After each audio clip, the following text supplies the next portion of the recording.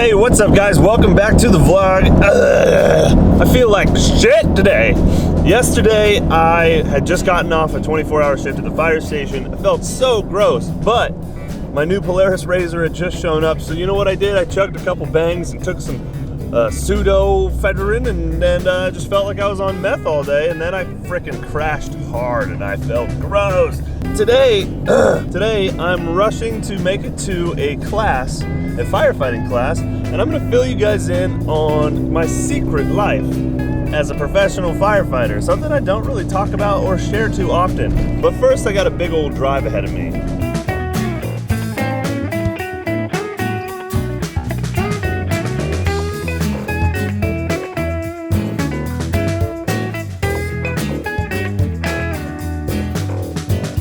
All right, so I've arrived to Bremerton. I'm just a few minutes getting in there. Hopefully, I actually don't really know when the class starts. I was supposed to carpool, but I was feeling like crap this morning and I just wasn't gonna make it to the carpool. And so I was like, dude, I'll just drive myself. Plus then I can vlog, and I just prefer to drive myself. I don't know why. I hate being stuck in the car with people. What's exciting about today is that on my typical work days, I'm not allowed to film anything, right? You know, we're not allowed to share anything that we film, even if it's just training. My department's extremely strict about that. Like they check up on it, and it's just never been worth it to me. Like these two worlds, the YouTube world and the professional firefighting world, were never meant to cross. But the people at work discovered that I have a YouTube channel as it blew up and stuff. They saw me on viral videos and whatnot, and well, now certain shifts will actually sit down on the couch and watch my YouTube videos on the big screen. So everybody knows I'm doing this now, and so there's no hiding it. They have insight on my whole world of YouTube and all the trips and the crazy stuff that we're doing all the time. So it's about time you guys got a little insight on the firefighting world. So today I'm going to a class, it's a voluntary class, just to learn a little bit about just firefighter skills and tactics. And you know, I think it's going to be a good, valuable class. Really, really good to like maintain your skill set and continue to grow as a professional. And so that's what today's all about. And I'm actually looking forward to it, despite being kind of sick and gross feeling. What's awesome is there's no rules saying I can't share firefighter related stuff if I'm off shift. That's the plan. I'm going to kind of take you guys along for the ride as best I can. It is a professional environment. I can't take my whole vlogging rig in there with me. But yeah, we'll show you guys a little bit of what I do. The class is called Fire Nuggets.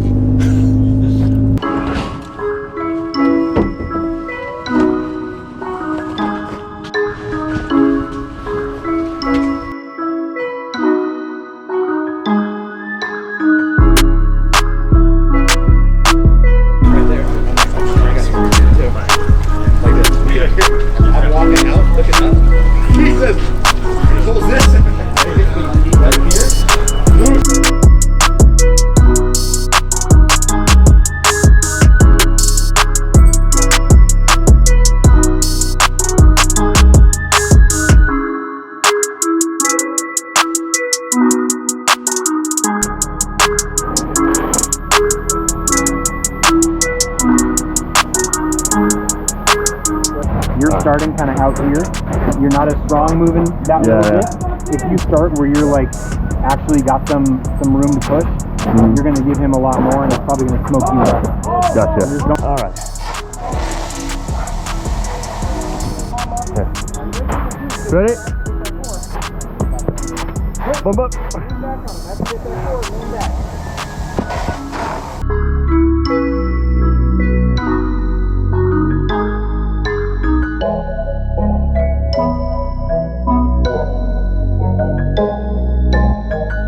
I want below his shoulder blade, which is typically where the reflective tape starts anyway. So I'm coming down the line. He lifts the leg just slightly. It's like Voltron, right? He's gonna lean back on it. Once he knows that, whatever side, it's like a machine. Right? I got control. Slow.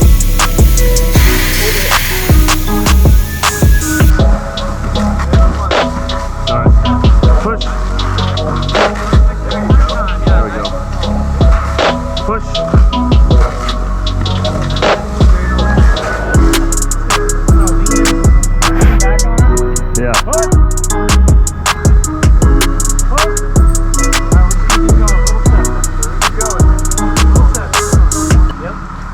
I was backing you up, man, I wasn't low enough, right? Because it felt like I wasn't moving yet, right? And I could feel it because I mean, I was, you know, trying not to slip or whatever, trying to keep grip and contact. But what it was is I wasn't underneath low enough because I couldn't even feel your thigh. I could see your thigh. Yeah, I was keeping an eye when you would move, and then so it's almost positioned for that guy too. Like, well, how do I get in better position? Right. Yeah. I mean, I think it's really standing tall. Right. Yeah. It's just tall and leaning back. Really, it's just a fancy way of like forks and spoons, you know, spooning each other. Definitely. We're just spooning each other. So much cleaner than before. Alright. If I had tear ducts, I would have a tear in my eye right now.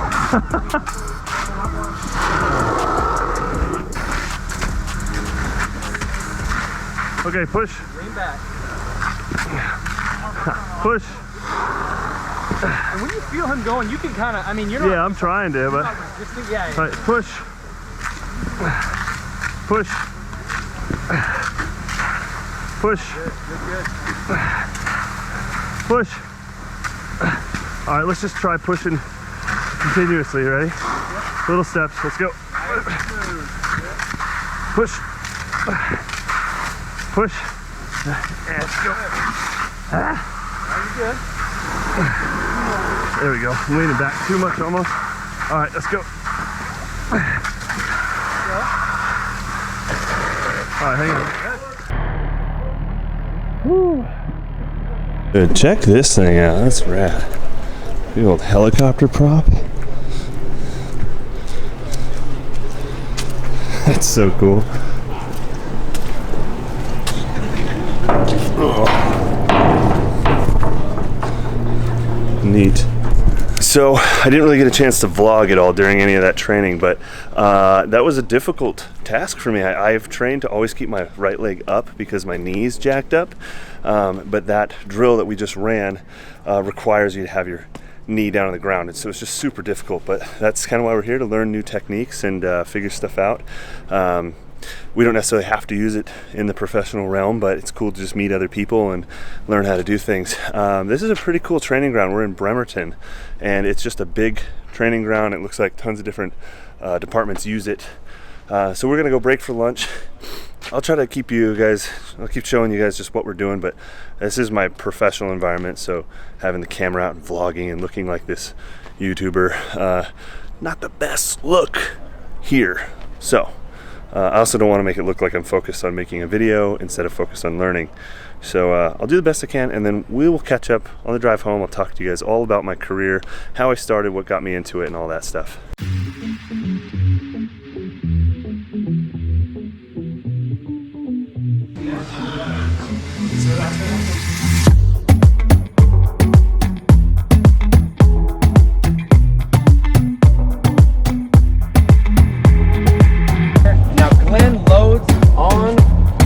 Shoulder the next section, and once it's loaded, now Mike comes next to Scott, and now they can walk together.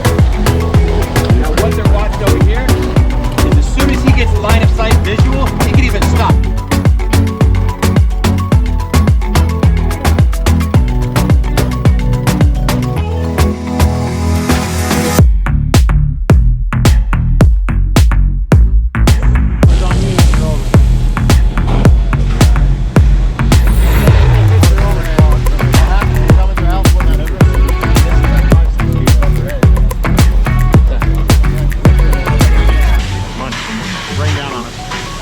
Quick rain down, hit the overhead, then shut it down. All 50 feet. Look behind you. Almost got you.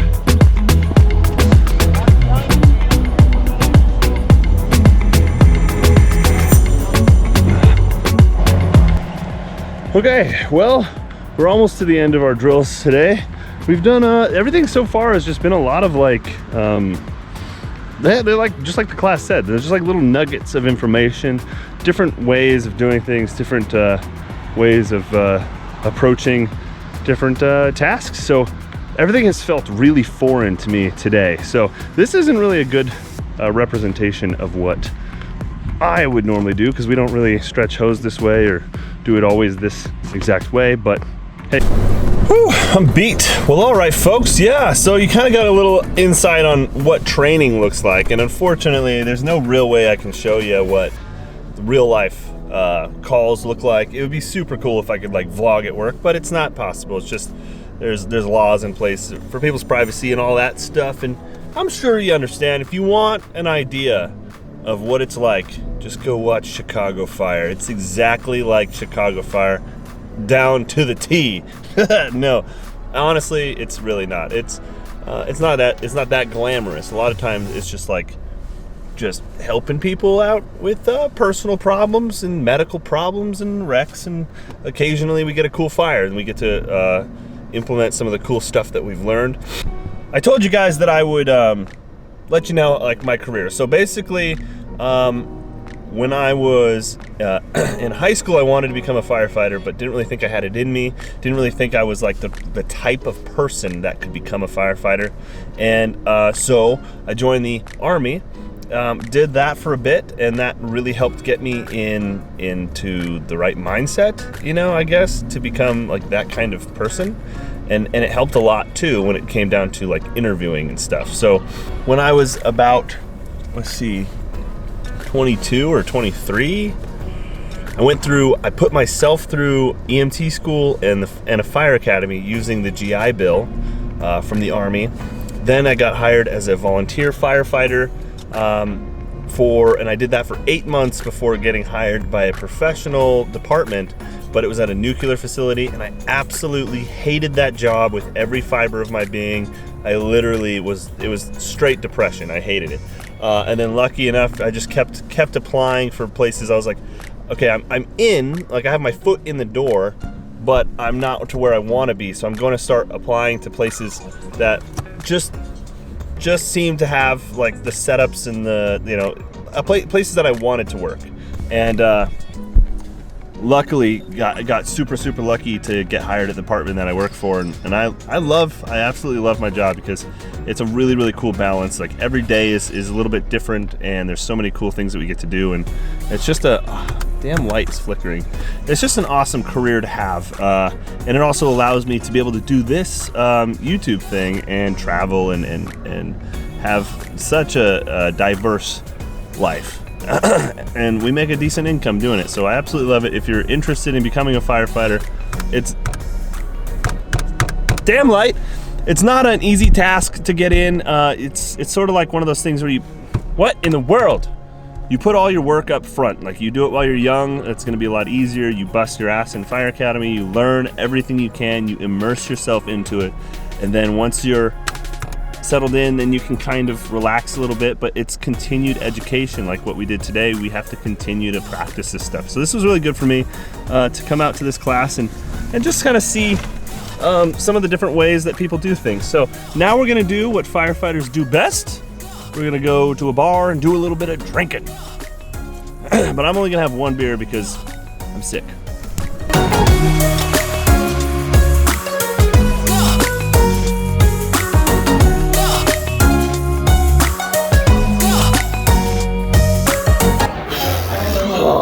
All right, guys, that's it for today's video. I stayed out way later than I should have. I'm tired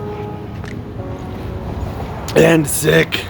Tired and sick. But that's it for today's video. All right, guys, get some work done this week, but don't forget to live.